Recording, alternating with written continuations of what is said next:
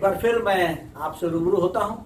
1970 से जो हास्य व्यंग्य की जो यात्रा प्रारंभ हुई, इसमें न केवल देश भर के बल्कि हमारे शहर के कई बड़े हस्ताक्षर भी जुड़ते चले गए।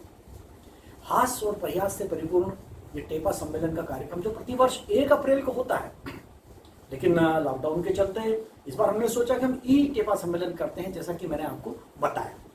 तो ई टेपा सम्मेलन में आज हमने अतिथि कवि बुलाए हैं, जिनका नाम है श्री अशोक भाटी।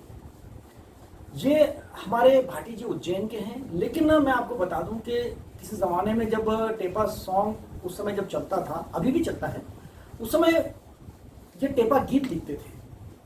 वो टेपा गीत पे नृत्य होता था। न केवल इतना, बल्कि भाटी जी ने मुसलसल 11 वर्षों तक इसका जो कविता वाला हिस्सा होता है, जिसको हम कांव कांव सम्मेलन कहते हैं, उसका संचालन भी किया। ये हमारे लिए गौरव की बात थी और अभी भी है। और हमने जब उन्हें बताया कि हमने कहा भाटी जी हम ई टेपा सम्मेलन की शुरुआत करने जा रहे हैं इस चैनल के माध्यम से, तो उन्होंने कहा कि मेरी आहुति इसमें जरूरी है शब्दों के माध्यम से। तो आइए हम सुनते हैं देश के मशहूर हास्य व्यंग्य के बड़े हस्ताक्षर श्री अशोक भाटी जी को। नमस्कार दोस्तों, मैं कवि अशोक भाटी उज्जैन। अखिल भारतीय टेपा सम्मेलन, मैं अखिल भारतीय टेपा सम्मेलन जो देश का बड़ा बहुत लोकप्रिय कार्यक्रम है, उसका शुरू से श्रोता रहा। उसके बाद में हास्य पेरोडी लिखता था, जिस पर टेपा का एक नृत्य होता था जिसको हम स्वागत गान बोलते थे। और उसके बाद मैंने 11 वर्षों तक लगातार इसमें संचालन की भूमिका अदा की, जो टेपा सम्मेलन का काव्य पक्ष होता था, यानी गद्य पक्ष के बाद जो पद्य पक्ष होता था, उसका मैंने संचालन किया। टेपा सम्मेलन की कई मीठी यादें मेरे दिमाग में हैं, कई संस्मरण मेरे दिमाग में हैं। किन किन लोगों ने इसको सींचा, किन किन लोगों ने अपना योगदान दिया, मैं उसको इस तरह रेखांकित करना चाहूँगा। भारत की पहचान है टेपा, हास्य रंग की शान है टेपा, शिव शर्मा की परिकल्पना, भगवती बाबू का प्यार घना, हरीश निगम ने इसे संवारा, ये चातक जी का मंच था प्यारा, मोहन सोनी जी के गीत हुए, यहाँ मोहन सोनी जी के गीत हुए, कान ग्वालिया जैसे संगीत हुए, अशोक चक्रधर जी यहाँ पधारे, शरद जोशी ने व्यंग बाण भी मारे, छाए शेखर सुमन यहाँ आके, प्रदीप चौबे ने लगवाए ठहाके, भगवान दादा ने ठुमके लगवाए, जो पूरे मालव के मन भाए, गीत ऋषि नीरज भी आए, उनके गीत रजा मुराद ने गाए, पूर्णिमा पूनम और इंद्रा इंदु, जादूगर आनंद रहे आकर्षण बिंदु, कवि आदित्य ने खूब हंसाया, जेमिनी जी ने रंग जमाया, शैलेश लोढ़ा ने महफिल लूटी, जनता ने खूब तालियां कूटी, हवलदार हप्पू के टप्पे, खूब हुई है मंच पे गप्पे, के नायकर शिव मंगल सिंह, माणिक वर्मा ज्वालामुखी हास्य के किंग, शेल सुरेश अवस्थी और यादवेंद्र, सरोजनी प्रीतम नंदन जी और कमलेश्वर, कविता किरण शालिनी आसकरण अटल विश्वेश्वर, सांड आलसी और संजय झाला, पिलकेंद्र अरोरा और दिग्गज लाला, शिव शर्मा जी की रपट निराली, रपट में प्रसाद काल भैरव की डाली, चली हास्य की अनुपम परिपाटी, संग हरीश कुमार के ये कवि भाटी, ये कवि अशोक भाटी। दोस्तों, ये संस्मरण थे मेरे पास टेपा सम्मेलन को लेकर। जय हो, जय टेपा, वाह। अब मैं अपनी कुछ हास्य की फुलझड़ियाँ आपके बीच एक दो कट पीस रखता हूँ। कभी कभी पति पत्नी के बीच हास्य उत्पन्न हो जाता है, जो बातचीत होती है। एक पत्नी ने पति से कहा, प्राणनाथ, पिछले जन्मदिन पर आपने मुझे लोहे के पलंग का दिया था उपहार, इस जन्मदिन पर क्या है देने का विचार? तो पति बोला मैं इस जन्मदिन पर उपहार देने के सारे रिकॉर्ड तोड़ने वाला हूं।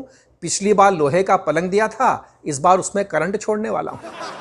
एक और दृश्य देखें, सास बहू के जो प्रसंग होते हैं उससे भी हास्य पैदा होता है। एक नमूना और देखें। नगर की कुछ बहुएं बैठ गई महफिल जमा के, खूब उड़ाई दावत और खूब लगाए ठहाके, फिर प्रस्ताव पास किया अपनी अपनी सासू माओं को तीर्थ यात्रा पर भिजवाने का, यानी ढेर सारा पुण्य कमाने का। तो सारी बहुओं ने अपनी सासुओं को एक बस में बिठाया और तीर्थ पर भिजवाया, पर हाय रे किस्मत, कुछ ही दूर चलकर बस दुर्घटनाग्रस्त हो गई। सुनते ही सारी बहुएं मस्त हो गई, सुनते ही सारी बहुएं मस्त हो गई, क्योंकि सड़क किनारे थी गहरी खाई। सारी सांसें भगवान को प्यारी हो गई, एक भी बचने नहीं पाई। बहुएं इकट्ठा होकर रोने लगी, अपने नकली आंसुओं से अपना दामन भिगोने लगी। एक बहू तो बहुत ही तेज तेज रो रही थी। उसे देखकर एक श्रीमान जी को हैरानी हो रही थी। श्रीमान जी ने पूछा इतनी तेज रोने का कारण, तो छाती माथे कूटती महिला ने किया प्रश्न का निवारण कि मेरे हिसाब से तो रिश्तों की डोर टूट गई थी, किस्मत मुझसे रूठ गई थी। मेरे हिसाब से तो रिश्तों की डोर टूट गई थी, किस्मत मुझसे रूठ गई थी। क्या बताऊं भाई साहब, मेरी तो सास की बसी छूट गई थी। भाई क्या बात है, क्या बात। एक और दृश्य देखें पार्क का। एक पार्क में एक युवक युवती प्यार के रसायन शास्त्र का प्रैक्टिकल कर रहे थे।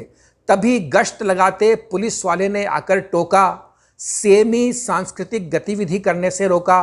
बोला शादी के पहले ही प्रेम का इजहार, क्या सोचेगा तुम दोनों का परिवार। युवक बोला सर, आपको गलतफहमी हो गई है, हमारे मामले में आपका बयान जुदा है। हम दोनों तो पहले से ही शादीशुदा हैं, अशांत मन को प्रसन्न कर रहे हैं और पार्क में बैठे बैठे भजन और कीर्तन कर रहे हैं।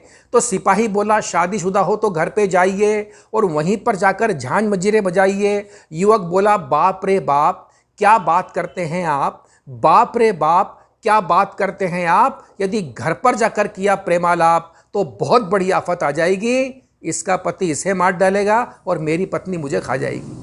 दोस्तों, हमारा शहर भगवान महाकाल का शहर है, भगवान काल भैरव का शहर है। भगवान महाकाल को भांग का प्रसाद लगता है, जिसको हम विजया बूटी कहते हैं। और काल भैरव को किस चीज़ का प्रसाद लगता है ये पूरे हिंदुस्तान को पता है, मुझे बताने की आवश्यकता नहीं है। मैं दोनों तरह के शौकीन लोगों के लिए 4 पंक्ति पढ़ता हूँ। 2 पंक्ति समस्या की है, 2 पंक्ति समाधान की है। कि पीते हैं तो तबीयत खराब होती है और नहीं पीते हैं तो नीयत खराब होती है। पीते हैं तो तबीयत खराब होती है और नहीं पीते हैं तो नीयत खराब होती है। इसलिए एक दिन पीते हैं, एक दिन नहीं पीते हैं, न तबीयत खराब होती है न नीयत खराब होती है। तो दोस्तों, ये कुछ हास्य के प्रसंग थे जो टेपा सम्मेलन पूरे उज्जैन की, न केवल उज्जैन की बल्कि प्रदेश की, न केवल प्रदेश की बल्कि पूरे भारतवर्ष की शान है और उज्जैन का सम्मान है। उज्जैन शहर हास्य के अनेक प्रोग्रामों के माध्यम से जाना जाता है, जिसमें प्रमुख नाम, सबसे प्रमुख नाम है टेपा सम्मेलन का। आदरणीय शिव शर्मा जी ने और उनकी पूरी टीम ने इसे बहुत मेहनत से संवारा है, सजाया है। मैं अपनी शुभकामनाएं समर्पित करता हूं, अर्पित करता हूं और पूरे देशवासियों को कहता हूं टेपा जिंदाबाद। धन्यवाद। तो सुना आपने, ये थे हमारे श्री अशोक भाटी जी, जो हास्य और व्यंग्य के बड़े हस्ताक्षर हैं और जिन्होंने आपको हंसाया, गुदगुदाया। हम ई टेपा सम्मेलन के इस पटल पर नए हस्ताक्षर के साथ साथ जो वरिष्ठ हस्ताक्षर उनको भी लाते रहेंगे और आप तक पहुंचाते रहेंगे हंसी, ठहाके, गुदगुदी, ताकि टेपा सम्मेलन का वो जो फ्लेवर है वो लगातार चलता रहे। और क्यों नहीं चलना चाहिए साहब, क्योंकि टेपा सम्मेलन का विषय ऐसा था। मुझे याद आता है कि हास्य और व्यंग्य के हिंदुस्तान के जितने भी कवि हैं उन सब ने इसमें शिरकत की और आज ये परंपरा हम ई टेपा सम्मेलन के माध्यम से आप तक पहुंचा रहे हैं। बहुत बहुत धन्यवाद।